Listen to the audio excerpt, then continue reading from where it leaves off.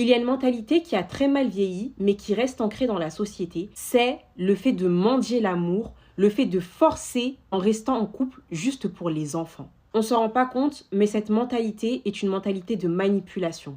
Parce qu'on fait porter sur le dos des enfants le malheur des parents, alors qu'il n'en est rien.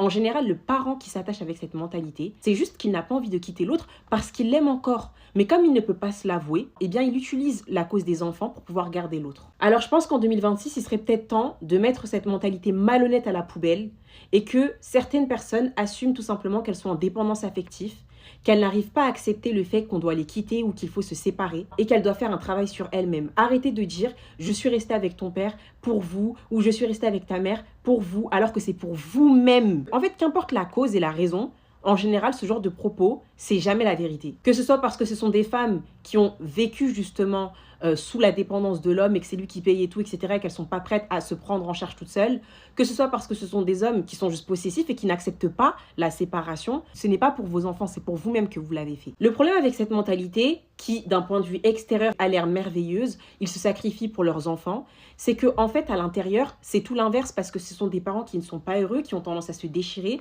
des enfants qui grandissent dans un climat qui est instable, personne n'est heureux dans le foyer et je pense que tout être humain et surtout tout enfant préfère voir ses parents séparés et heureux qu'ensemble et malheureux. Alors le prétexte des enfants est très souvent faux. Toutes les fois où j'ai entendu ce genre d'histoire où les parents se déchirent, où il y avait un climat toxique à la maison, mais qu'ils sont restés ensemble pour le bien-être des enfants, au final c'est tout le contraire qui s'est passé. Ça a donné des enfants instables qui ont grandi dans la colère, dans le conflit, dans la violence, dans les non-dits aussi, avec le manque d'amour et pas mal d'autres choses qui se sont passées. Et le peu de fois où les parents en question finissent par s'unir, c'est souvent parce qu'ils se sont mis à deux contre les enfants en question.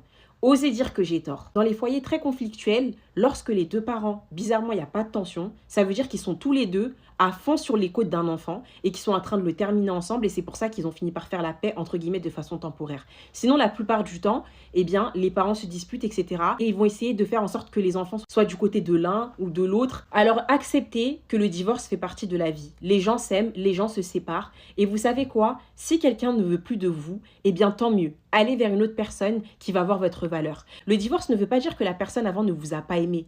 Ça veut dire que vous avez évolué et que votre nouvelle version, au fur des années, ne correspond plus à cette personne. Et parfois, croyez-moi, c'est un mal pour un bien. Imaginons que vous vous êtes rencontrés à 17 ans et qu'à 27 ans, vous êtes encore ensemble. Toi, tu as fini par devenir propriétaire, tu as fini par avoir un travail stable, tu as une apparence qui te plaît et l'autre personne en face, elle est tombée dans des addictions, elle vit à ton crochet. Oui, certes, à 17 ans, vous êtes connus, vous étiez au lycée ensemble, vous étiez hyper proches. Mais vu comment vous avez évolué, encore heureux que tu fasses ton chemin. Et oui, cette personne va te quitter. C'est elle qui va avoir le culot de te quitter parce que c'est souvent ça. La personne qui a tendance à blesser l'autre, c'est souvent celle pour qui il y a eu tous les sacrifices dans le couple. Donc c'est elle qui va te dire stop.